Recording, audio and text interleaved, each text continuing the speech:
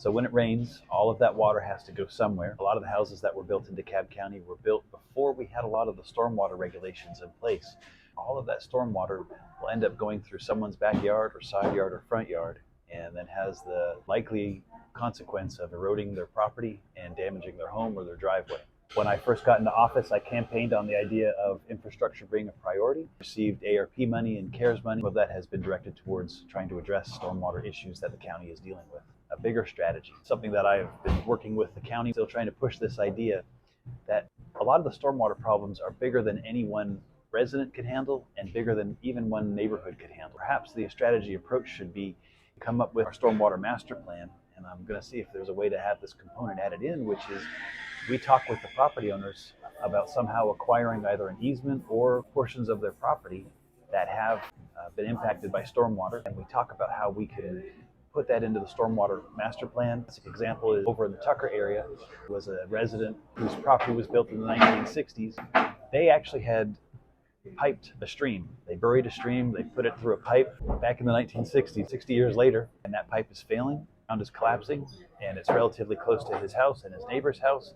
And oh, by the way, there's a road right by it as well. So there's got to be a way that we can address that.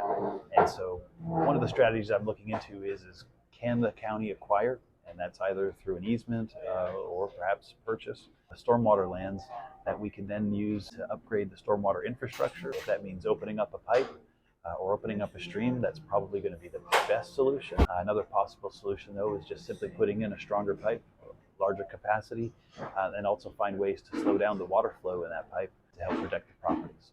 What ends up being a complicating factor in a lot of these discussions, though, is government can't spend public money on private property.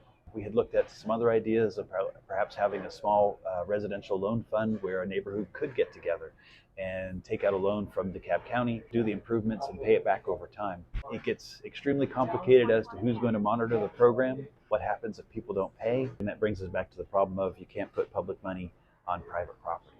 And so those are some of the tricky components of stormwater. But that said, it's something we still have to take a look at. We're anticipating the stormwater master plan being completed very soon. As the chairman of the Public Works and Infrastructure Committee, we'll be hosting a presentation on that report and see what the benefits are for our residents and how we move forward.